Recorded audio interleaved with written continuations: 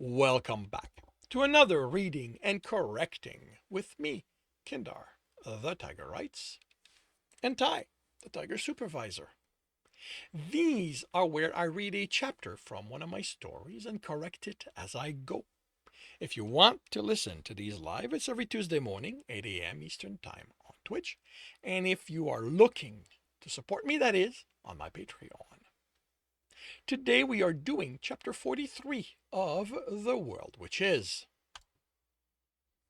We leave the assassin unconscious and tied in our room, then exit the way he came in. I'm surprised that Ellen isn't complaining the entire time. Brandon just says the assassin probably isn't alone when I ask why we need to rush out the window, and that any other question can wait until we're well away from this place. The caravans are surprisingly well lit, with a mix of torches, campfires, and magical lights, and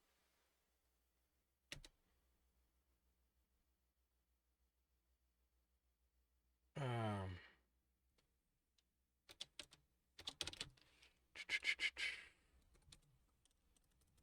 we keep to the edge of them, so go around the entire thing. Keep to the edge of them, so go around the entire thing. Once we're on the road, a long stretch of it has uh, as the sides, lit by caravans parked along each side. Oh, every fix parked along it.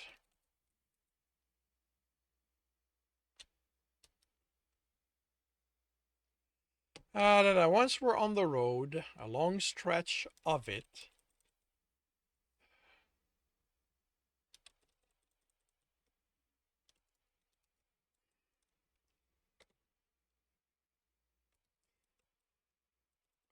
parked on, you know what, part along each side. You know what, I'm leaving it like I cannot think of a fix for this right now. I'm amazed at how many there are. Court only saw one or two a year. Once we leave their light behind us, Brendan still keeps us from activating ours. Fortunately, the moon is full, so I can at least make out the edge of the packed dirt and avoid tripping into the ditch. What was that about? Ellen demands. I told you, Dennis is in trouble and I.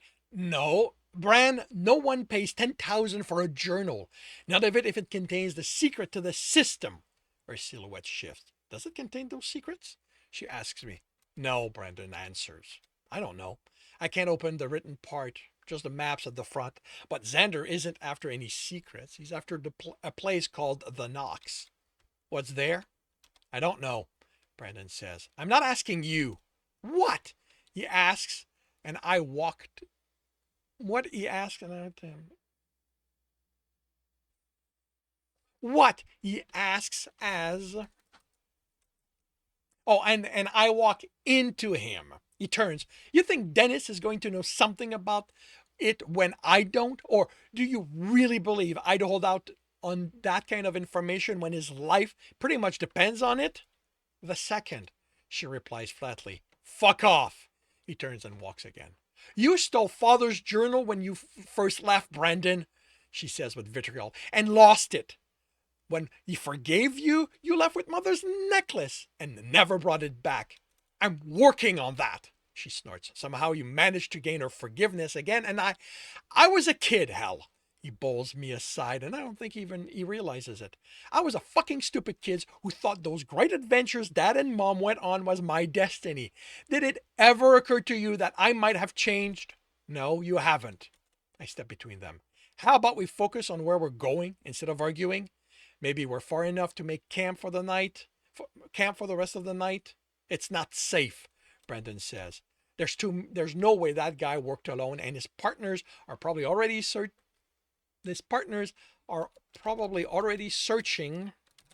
the grounds for us. The best thing we to do is to keep going through the night and day. Silver, can your song help with that? The only song I have for this the only song I have for this. 'Cause.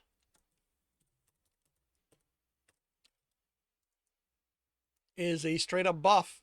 It'll probably counteract some of the debuffs not sleeping will cause, but I don't know how long we can go before they're too much. They are.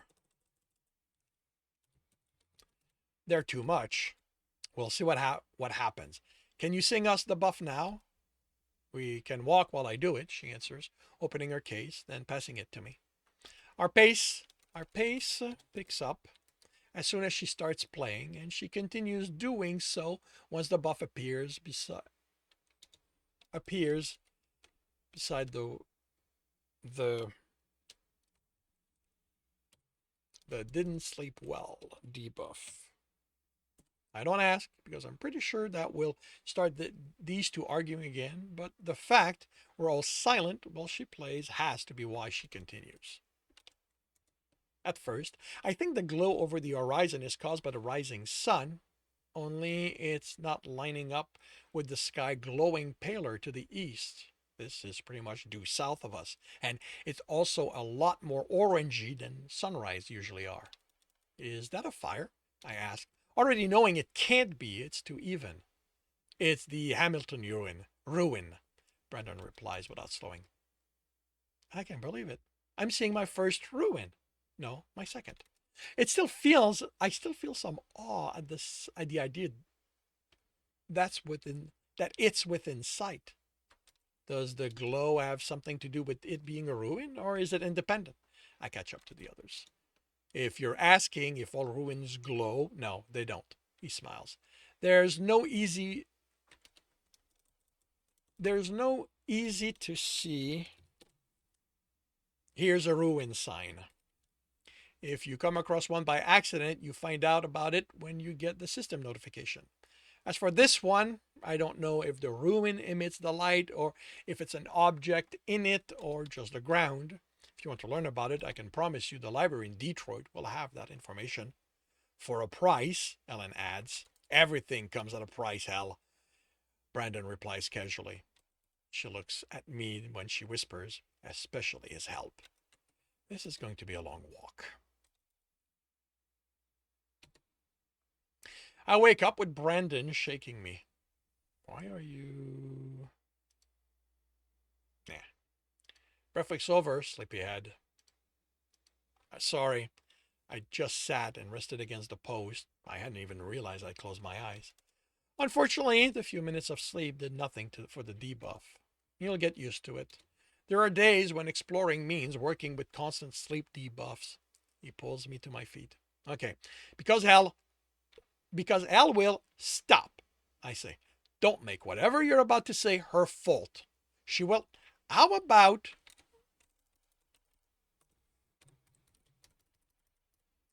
you be the adult this time? I ask. I am an adult, Silver snickers. Then act like one? Okay, he says. He finally says, looking all of us over. Now that we have daylight, we're going to leave the road. By now, every rest stop between here and Detroit will know about the reward, and the people after Dennis are going to ask any caravan they see if they saw a band of intrepid adventurers pass them by. Going through the wilderness means they can't easily know where we are. Aren't there monsters in the wild? Silver asks timidly. There can be, Brennan replies, but we'll be able to handle them. By we, I'm pretty sure he means him, since my history of holding my own in a fight isn't reassuring. Although Helen has combat magic, so maybe she'll be of help too. We get off the road and cut through the forest, heading somewhat north. By the time we walk out of it, it's past noon. By the time we walk out of it, it's past noon. As we stop for lunch, okay,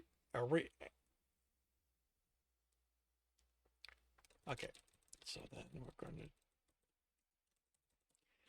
we stop for lunch, a refresh on Silver's song, and we head west through the plain. Well before the sun reaches the horizon, Brandon calls to an end to the walk by a small lake with trees around half of it. Shouldn't we keep going? I ask. This is going to take longer than following the road, right? Are you in a hurry? He asks He walks to the trees as we follow.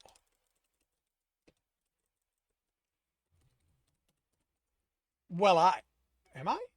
I mean,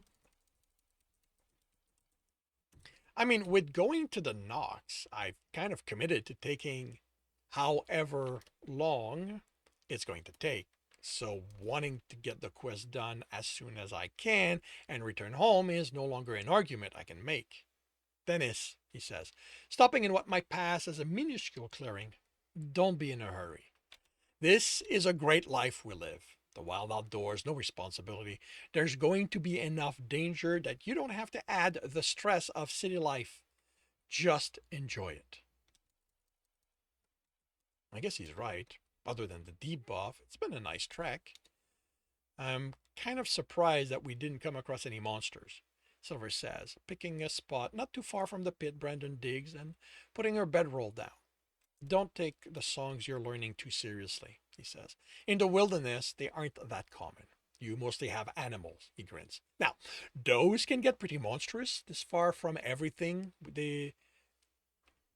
Since this far from everything, they don't get called, but with animals it's live and let live. If you keep your distances, they'll leave you alone. Make sure the ground's free of stone and branches before setting up. Another reason for stopping early is that we have light to make sure our beds will be comfortable. Dennis, add a shovel to the list of items you need to get, as well as an axe. I don't want to use your you don't want to use your sword to cut down firewood if you care about it at all. I will. Are we going to sleep under the stars? I have a small tent. He looked at the sky. Should be dry overnight. But you're welcome to set up your tent if it'll fit. You could have chosen a larger clearing, Ellen comments, brushing the ground. You are welcome to pick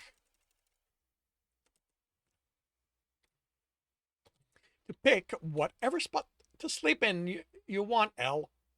You can even deal with digging your own fire pit, boiling your own water, and cooking your own meal, for all I care. He never looks up from the pit he's digging while he speaks, so her glare is wasted.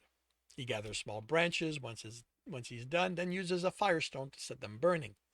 Once the flame are strong, he takes firewood from his inventory and places them in the pit, then adds a grill, a pot, and a kettle, as well as 3 water skin. Silver, can you see about getting the water boiling? Me and Dennis are going to have the first go at the lake and washing up. I can wait until you're done, I say, my face heating up. The lake's big enough for both of us. This way, Helen can vent without worrying about me or you overhearing. He grabs my arm and pretty much drags me with him. outside the trees, he lets go of me, and by then I might as well follow. Which I immediately regret, as between 2 steps, Brendan's naked, and I turn with a gasp. Sorry, I say. I didn't think you were just going to. I can't very well get in the water dressed, can I?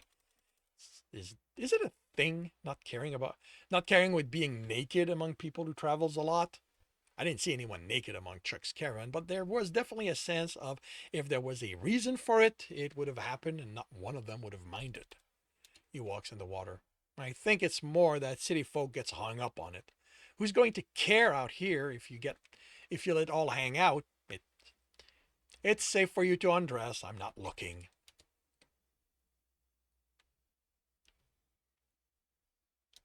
A quick glance over my shoulder shows his back to me and that the water is up to his chest. I send my equipment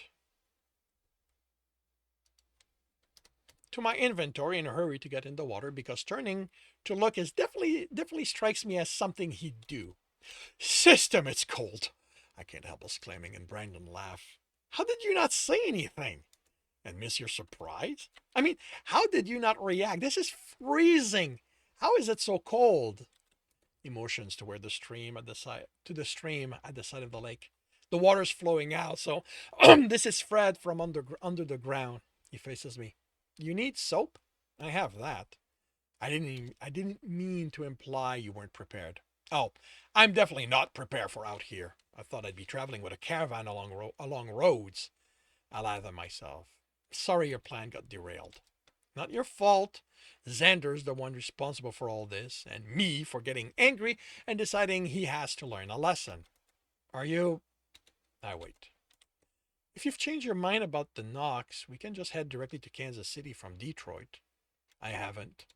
I dunk myself and rub the soap out of my face. And him sending those pamphlets basically telling everyone willing to kill me and he'll pay them isn't making me want to give him a pass. That's a shirt appears in his hand. He proceeds to scrub it with soap. Okay, cool. I guess that's the best I can hope for clean clothes out here, so I follow his example. How do I get it dry? I ask once my shirt is no longer soapy. I can't tell if it did anything. After we've eaten, I'll set up a rag by the fire to hang them. Something else I should get, I guess. More like learn to make. He replies with a chuckle. It's just branches tied together. I send the wet shirt to my inventory and start on my pants. Can I ask you something? I know I said it wasn't my place to pry, but what Alan said during the night, I'm not going to charge you for saving your life, Dennis. Oh, I know. You did it because I was in trouble and it's who you are. It's not quite. I mean, I didn't just. I chuckle as he falters around. I know you also did it because you wanted to fight. She said you stole from your parents. It's like I said, he replies tentatively. I was a kid. I'd just taken my class, and my dad had seen so much of the world, and his journal was filled with information. I wasn't stealing it. I was going to bring it back once I'd seen a few places he wrote about, once I had a journal of my own worth talking about. I didn't set out to lose it, no matter what hell thinks. The necklace? He shakes his head. That's for a different reason, and that's all I'm going to say about it, Dennis.